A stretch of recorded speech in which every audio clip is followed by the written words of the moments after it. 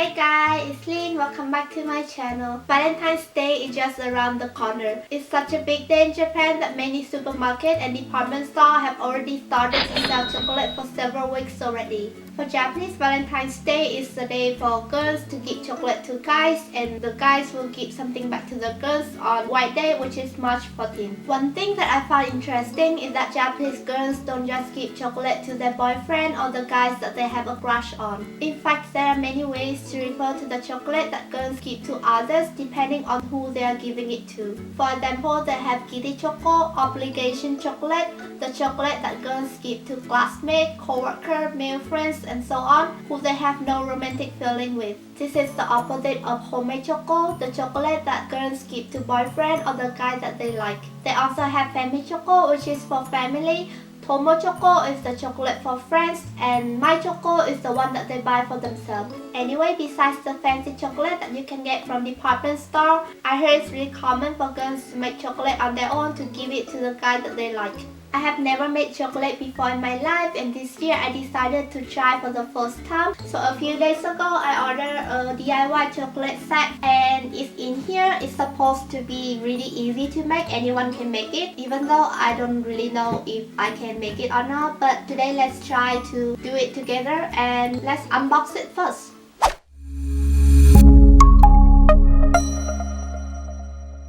Here you can see this, I just press. Japanese packages are always designed to be easy to open.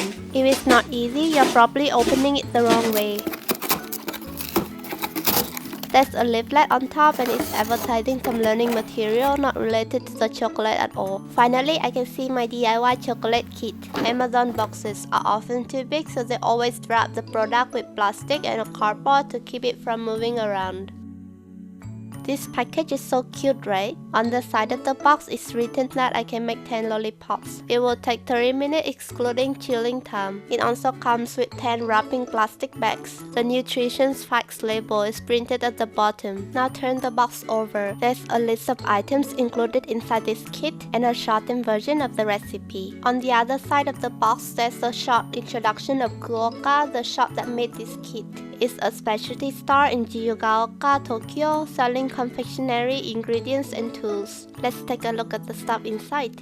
There's 1 pack of cornflakes, 2 packs of chocolate, 1 plastic mold, 2 chocolate writers, 10 plastic bags, and 10 lollipop sticks. This is a detailed recipe. Every single step is clearly explained, and the pictures make it easier to follow. However, if it's still too hard, I can scan this QR code for a step-by-step tutorial video. Let's start! First, I take the chocolate out of the plastic bag and put them in separate bowls. Next, I have to melt this down, so I put on plastic wrap before microwaving it for 1 minute. Or instead, you can also put the bowls in hot water.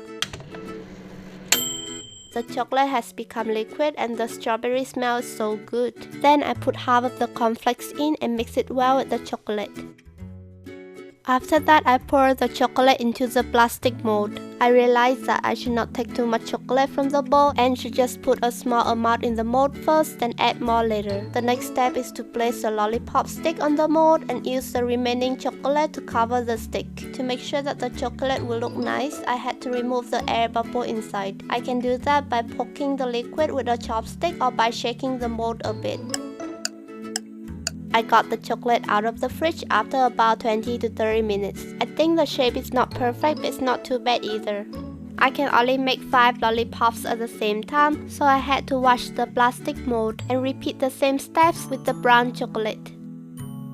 Now that I have all the lollipops ready, it's time for some decoration. Before I start, I just wanna show you how cute these chocolate pans are. I had to use hot water to soften the chocolate inside the pan in order to be able to write with it. I'm trying to copy the face designs that were printed on the recipe and on the box. I used the white pen first to draw the mouth and the ears. It's much easier to control than I thought. However, when I switched to the brown pen, I totally messed it up. The chocolate always came out much more than I wanted, so it became very dirty and ugly.